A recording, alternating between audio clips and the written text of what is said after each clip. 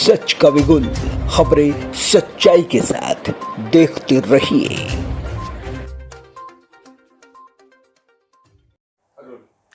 हिंदुस्तान में चुनावी बिगुल बज चुका है। 2 फेज के जो चुनाव है वो मुकम्मल हो चुके हैं। अगर बात कर ले महाराष्ट्र की और मुंबई की बात कर ले तो तीसरा फेज, चौथा फेज और पांचवा जो फेज है, पांचवा फेज मुंबई के अंदर, जिसका चुनाव 20 मई को होगा। और अगर बात करें तमाम सियासी पार्टी जो है अपनी किस्मत आजमाने के लिए मैदान में उतर चुकी है। हालांकि कल विड्रॉ का नॉमिनेशन का जो डेट थी उसके अंदर तमाम जो सियासी पार्टी के तमाम जो लोग हैं उन्होंने अपना अपना फॉर्म भरा।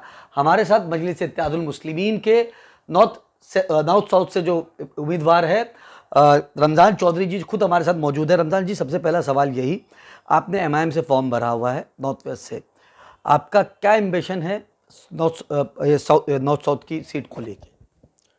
नॉर्थ सेंट्रल का प्रत्याशी हूँ मैं, नॉर्थ सेंट्रल मुंबई का। इस लोकसभा क्षेत्र के अंदर मैंने पहले भी और अन्य पक्ष के साथ काम किया हुआ है और उस समय भी हमारे संगठन का चुनाव हुआ करता था, तब से मैंने काम किया और ठीक ठाक जानकारी है इसको लेकर के। क्या लगता है, अगर एमआईएम की बात कर ले तो एमआईएम ने मुंबई के अंदर खाली ये एक सीट पे प्रत्याशी उतारा हुआ है, तो ऐसी क्या जरूरत पड़ गई एमआईएम को कि ये सीट पे जरूरी है प्रत्याशी? इस सीट को लेकर के बड़ा विवाद चला पिछले दिनों में। कई दिनों तक हमारे पार्टी के नेताओं ने, वरिष्ठ नेताओं ने काफ़ी इसके ऊपर इंतज़ार किया कि यहाँ से कोई एक उम्मीदवार जो समाज के माइनॉरिटी के होंगे, ऐसा विचार करते हुए जो है देख रहे थे। लेकिन जब हमने देखा कि इस प्रकार का कुछ नहीं हो रहा है और ये खाली डिमांड रह गया है और एक तरीके का धोखा रह गया ये, और लेकिन जनता के अंदर या हमारे समाज के लोगों में ये मांग रह गई कि एक माइनॉरिटी का भी कैंडिडेट होना चाहिए, लेकिन कोई ना एमवीए ने दिया, ना इंडिया के गठबंधन ने किसी को यहाँ से उम्मीदवार बनाया। ऐसे सूरत में हमारे पार्टी के नेताओं ने इसको ज़रूरी समझा, ताकि एक मैसेज जाना चाहिए कि मुसलमान अपना अधिकार लेने के लिए हर समय तैयार है। अब मुसलमानों की बात कर रहे हैं, ऐसा तो है नहीं कि ये सीट से सिर्फ मुसलमानों के वोट से आप जीत जाएंगे, तो मतलब आप जीतने के लिए खड़े हुए हैं कि क्या मकसद है? क्योंकि मुसलमानों के वोट से तो ये सीट जीत नहीं सकते। ये हम सभी को लेकर के, हम मुस्लिम समाज को लेकर के, ओबीसी समाज को लेकर के, दलित समाज को लेकर के, और भी हमारे जो साथी हैं, जो बहुत सारे वर्ग के, समाज के, धर्म के लोग हैं, हम सभी को लेकर के साथ में चलना चाहते हैं। लेकिन क्योंकि इस समाज को शोषित और वंचित रखने का काम किया जा रहा है, आपने देखा होगा कि 48 सीट में से एक भी सीट एमवीए ने और इंडिया के गठबंधन ने नहीं दिया। उसको लेकर के हमने अपनी नाराज़गी व्यक्त किया और हमने यहाँ पे नॉमिनेशन फाइल करने का काम किया। नाराज़गी की बात कर रहे हो तो एमआईएम में खुद पार्टी के अंदर नाराज़गी चल रही है। हमने देखा आपके नॉमिनेशन में मुंबई के सदर मौजूद नहीं थे। हालांकि बात करें तो आज जनरल सेक्रेटरी की जो है वो मीटिंग भी है कि उम्मीदवार देने की वजह से सब लोग जो है वो इस्तीफा दे देंगे। जब आपकी पार्टी में ही तमाम लोग एक साथ नहीं है तो दूसरे लोग कैसे आपके साथ आए? देखिए, बहुत सारे न्यूसेंस वैल्यू वाले भी लोग होते हैं, और रहेगी बात नॉमिनेशन फाइल में, तो सभी तैयार थे। अगर कोई नहीं तैयार होगा तो उसके संपर्क में, अपना संबंध में मैं नहीं जानता। लेकिन क्योंकि नॉमिनेशन जब हम फाइल करते हैं तो वहाँ पे इस समय 4 लोगों की एंट्री थी, जिसमें हमारे एडवोकेट्स थे और वारिस साहब थे, मैं था खुद। अब बचे 2 लोग। 2 लोगों में एक हमारे नोटरी साहब थे और एक एडवोकेट साहब थे जो नॉमिनेशन फाइल के एक्सपर्ट थे।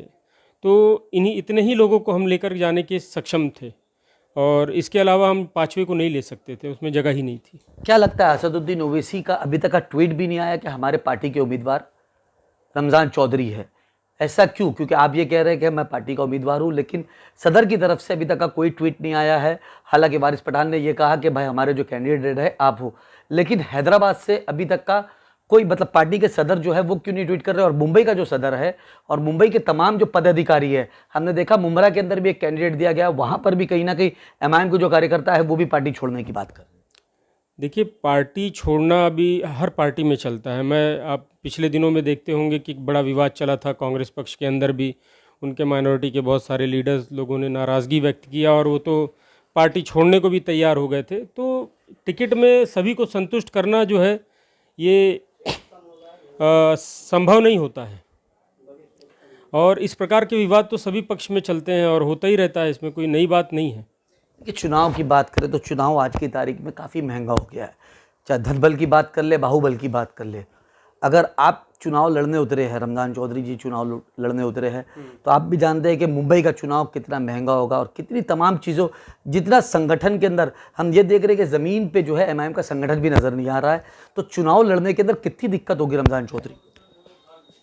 देखिए, संगठन के लोग तो जो हैं हमारे जो सपोर्टर्स हैं, जो हमको जानने वाले, मानने वाले, जो असद साहब को चाहने वाले हैं, और जो इस पक्ष के काम को, उनकी बेबाकी को लेकर के जो जानते हैं और मानते भी हैं, साथ में जानना एक बात होता है, मानना एक बात, तो जो जानते भी हैं, मानते भी हैं, वो हमेशा खड़े हो जाते, वही पार्टी की असली ताकत है। और संगठन में तो बहुत सारे ऐसे लोग होते हैं जिनका एक मोटिव होता है कि किसी तरह से कोई चुनाव लड़ा जाए, सभी को कभी साथ मिलता है, कभी नहीं मिलता है। तो जनता के ऊपर हमारा पूर्ण विश्वास है और हमारा संगठन जितना भी है, जो काम करेगा उसके लिए वेलकम है, जो नहीं करेगा तो अब हम लोग थोड़ा सा सब्र करेंगे। क्या लगता है जनता आपका साथ देगी रमज़ान चौधरी का? क्योंकि इधर पे इंडिया अलायंस की बात करें तो तमाम माइनॉरिटीज़ का ये दिमाग है अब कि तमाम जो वोट है एक मुश्त और एक जगह इंडिया अलायंस को जाएगा। तो रमज़ान चौधरी जो है इंडिया अलायंस को कहीं ना कहीं नुकसान पहुंचाने के लिए बात करा जाए, जो इंडिया अलायंस को नुकसान ये सीट पे पहुंचेगा। इंडिया अलायंस को नुकसान पहुंचेगा कि फ़ायदा पहुंचेगा, या बीजेपी को नुकसान पहुंचेगा या फ़ायदा पहुंचेगा, ये उनको सोचने का, ये उनका काम है। हमारा काम, हमने नॉमिनेशन फाइल कर दिया, हम भी इस चुनाव में खड़े हैं, हम भी उम्मीदवार हैं और हम भी जनता से उम्मीदें लगा के रखे हैं कि हमें भी मौका मिले जनता का विश्वास हासिल करने का, उनका काम करने का, प्रगति में सहभागी होने का और उनकी सेवा करने का मौका हमें भी मिले। क्या लगता है इस सीट पे खड़े होने के बाद, जैसे जनता लगातार, मतलब तमाम लोग आरोप लगाते हैं कि कहीं ना कहीं जो आप बीजेपी की बी टीम है, तो ये कहीं ना कहीं ये सीट से साबित हो रहा है कि बीजेपी को फ़ायदा पहुंचाने के लिए कहीं ना कहीं आपको खड़ा कराया गया है और इसका फ़ायदा बीजेपी को होगा। तो कहीं ना कहीं आने वाले विधानसभा में भी इसका नुकसान आप लोगों को काफ़ी ज़्यादा बड़ा उठाना पड़ेगा, क्योंकि बीजेपी की बी टीम का लगातार आरोप जो है आपके ऊपर लगता हो। देखिए, ये चुनाव जनता का चुनाव होता है। ये चुनाव एक उत्साह का खेल होता है, एक फेस्टिवल की तरह होता है। तो इस फेस्टिवल के अंदर बड़े उत्साह और उल्लास की तरह इसको देखना चाहिए। इसको इतना बहुत ज़्यादा सीरियस लेने की कोई आवश्यकता नहीं है। रह गई बात जो बी टीम, सी टीम और ये सारी बकवास बातें हैं, ये बातों में कोई दम नहीं है। अगर इस प्रकार से होता जैसे आप कह रहे हैं तो हम पूरे देश में सिर्फ 13 सीट नहीं लड़ाते, हम खाली 13 सीट लड़ रहे हैं। 13 सीट भी वाकई में काफ़ी ज़्यादा, क्योंकि हमने ये देखा वाजपेयी जी की सरकार 1 वोट से हार गई थी।